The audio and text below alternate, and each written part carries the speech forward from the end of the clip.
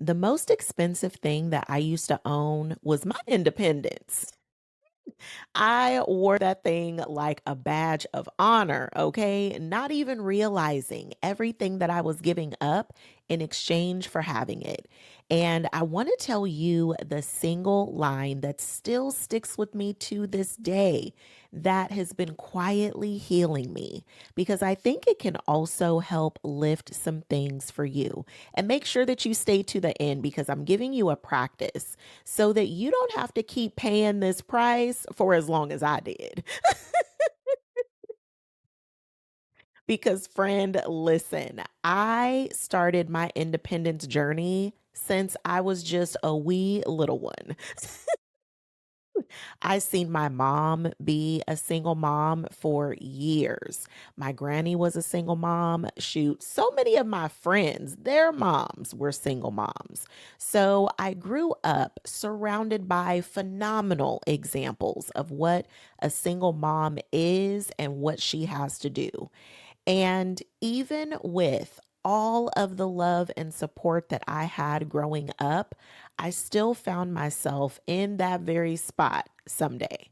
And, ooh, listen, I'm just getting all into the story. Let me introduce myself.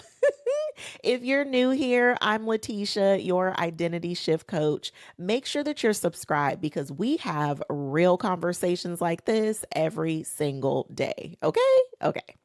All right, back to the story. So I grew up seeing all of these amazing women be single moms. And it did not help the fact that I had a soundtrack playing in the background the whole time. I really blame Webby and Lil Boosie when they came with the independent song, okay? Independent. Do you know what that means? That was the jam. Or let's not forget Destiny's Child, okay? Because they had us singing the Charlie's Angel anthem, okay? All the women independent, throw your hands up at me. And let's not forget Neo's Miss Independent, okay? It's no wonder I was independent, little Miss Loud and Proud, okay?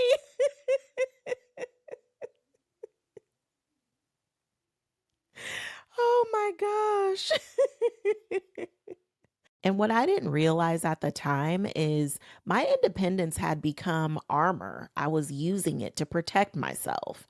And carrying the weight of all of that was actually suppressing the very thing that I wanted. And I didn't realize that it was racking up a tab that I was eventually going to have to pay. And don't get me wrong, because it was so important for me to have all of those examples of strong women being independent and being amazing single moms. Because when I became a single mom, all of that I had already absorbed, and it had really been preparing me for my own season of being a single mom. So I knew what I had to do. I knew what an amazing single mom looked like. I had the prototype, I had the blueprint, and I did my best to be just as great in my own way. So, if you find yourself in a similar season, it's absolutely your right to feel proud because it requires every ounce of you. And for you to rise to the occasion, to do it with a level of excellence, to put your whole heart into it, friend, you earned the right to be proud, and you should be. And even with feeling all of that pride and admiration for yourself, it does still come at a cost. And some of the things that I noticed that it cost me being so hyper vigilant in my independence. And mind you, it was a season that was the requirement. And I didn't have a choice but to meet it. So even if you feel like that's you, where you feel as if you don't have a choice but to meet it, friend, that's okay. There's nothing wrong with being independent. I also want to invite you to just be aware of what being hyper vigilant in your independence can actually cost you. Here's some costs that I noticed. You start to lose access to your own needs because when you are so hyper vigilant about being independent and you know that everything is riding on you, counting on you, depending on you, you are going at it double time, triple time often. You are going out of your way, above and beyond, to take care of everything on your own. And when you're doing that, your needs can often slip to the wayside. And then when someone asks you how they can help you, you don't even know what to give them. Because you're so used to handling everything on your own. And then you can feel like you, even if you gave them something, it still wouldn't even really give you relief because it may not be done to your standard. And that reveals some control there because when you're doing things on your own, you get to control how everything flows. And that means that you can miss out on opportunities to collaborate. Okay. And listen, I'm not saying that this is an easy place to find a flow. I realized for myself that balance was out of the question because every time I would think of the word balance, it was like me walking a tightrope carrying 50,000 bags of luggage across the Grand Canyon. So I was never trying to find balance, but I would try to figure out my flow. How could I give up something or allow someone to help with something? And I always played that tug of war with myself, which can also cause you to feel very isolated, very alone, because you don't want to be a burden to anyone. I know I never wanted to, and I never wanted people to feel buried underneath the things that I had to do, what was my responsibility.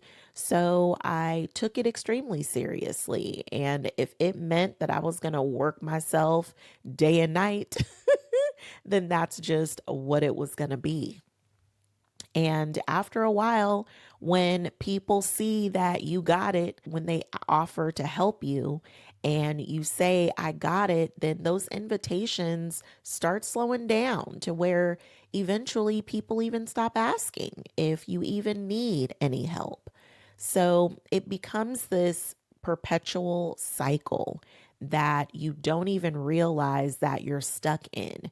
You want help, but you don't know how to let it in and really receive it. And ultimately, what that invisible cost is that you're paying is it really gives a huge hit to you in your soft girl era. Because when you are not in your feminine, it makes it really hard to be open to receive and to be open to allow someone to help you and show up for you and even love you in a deeper, more meaningful way that you're really craving. So it costs you so much when we go to that extreme in our independence, shouldering things that we were never really meant to hold on to all on our own by ourselves. And the line that really changed everything for me when I met my husband and we were still dating at the time. And he told me, he said, you know, you don't have to do everything on your own.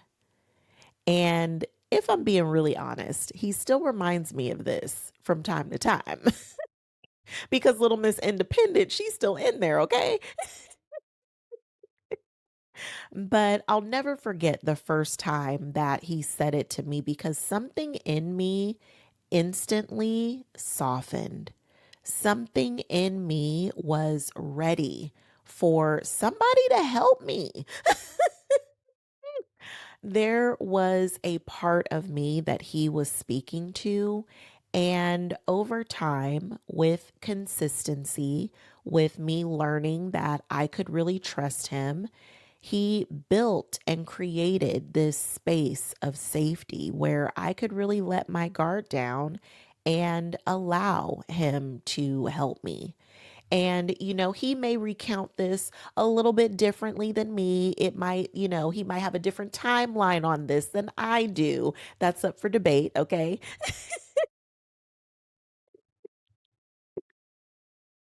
Those details are really neither here nor there. But I have gotten a lot better over the years, but it is still something that he'll remind me of. The other day I was trying to open something and he had to be like, "Hey, let me do that. Let me take that on. Let me do that for you."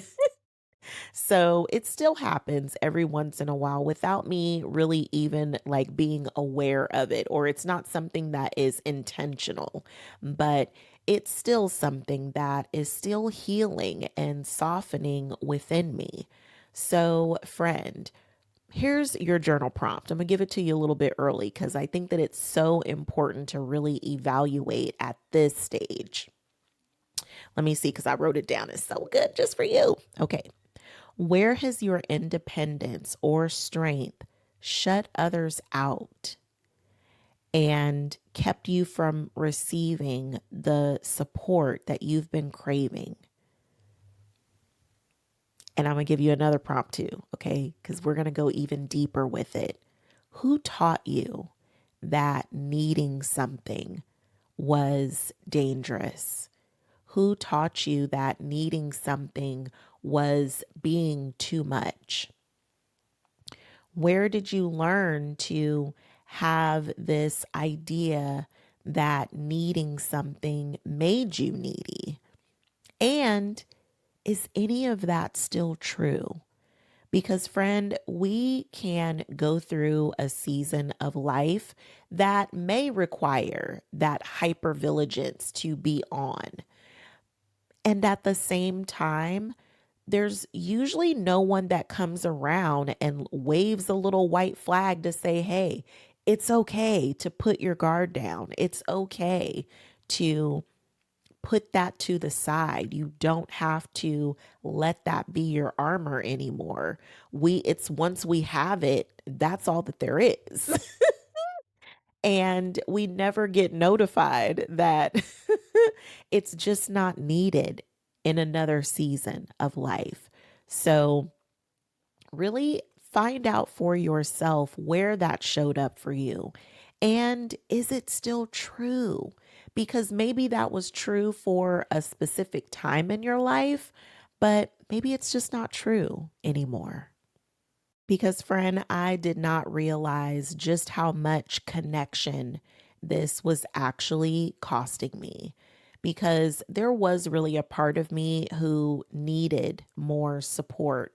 But because I didn't want to be a burden and put that on anybody else, I just shouldered it until somebody made it evidently clear. And he wasn't going to leave me alone about it, okay? That help had arrived. So, friend, have you noticed that help has arrived? Okay. And that really leads me into this practice that's really going to help you because you've already identified where this is showing up for you. The next step I want you to take is to practice saying yes. Okay. Because there is someone who wants to do something for you and I want you to say yes, even if it's as simple as allowing someone to open a tight jar for you. It doesn't have to be anything huge or monumental. We may need to take some baby steps here, okay? Which is totally fine because this is an area where it's going to require some trust to be built. And it's not even always trust of the other person. It is you trusting yourself that you have the discernment to be able to identify Who is safe in your life to trust? So sometimes the trust is with others, but sometimes it's just learning to trust you. So you know where the area is, and we're going to practice saying yes. And then I want you to be okay with noticing where tension and resistance shows up in your body, because there's something that happens for you when somebody offers to help.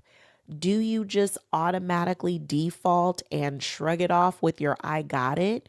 Do your shoulders get tight? Does your stomach tighten up? What happens within your body? Because your body, that tension, that stress that may show up, that is a sign, friend. That's your signal. That is your body saying, we need help. And it's so easy for us to ignore those signs. So pay attention to what is showing up in your body when someone offers to help or someone just offers to love on you a little extra. Because ultimately, friend, you were made to receive. And when we don't allow ourselves to receive the love, the care, the support that we need, we do ourselves a disservice. So, friend, put that practice into play. I cannot wait to hear how that works out for you. And then I want you to meet me in the comments, okay? And tell me, what is the new way that you are willing to see needing something? Because, friend, needing something does not make you a burden, it does not make you needy. We all need help sometimes. It does not make you weak, it does not make you less than. If anything, it makes you stronger because it takes strength to ask for help, it takes strength to receive help. It actually shows that you care enough about yourself to allow someone to help you. And it really lets you lean in to your softness because you don't have to have the hard shell of the armor on 24/7. Being in your soft girl era, it is not a sign at all that you are not capable. It is actually a sign that you have positioned yourself to be ready and able to receive, to rest when you need to allow people the opportunity to connect with you, because so many times you've helped so many people and they often want to repay the favor. They often want to show up for you in the same ways that you've showed up for them. So don't rob them that opportunity of doing that, because just like you enjoy being helpful and you receive so much from it, other people want to grant you that same gift. So don't rob them of that opportunity, and don't rob yourself of that opportunity either. Okay, friend? Okay.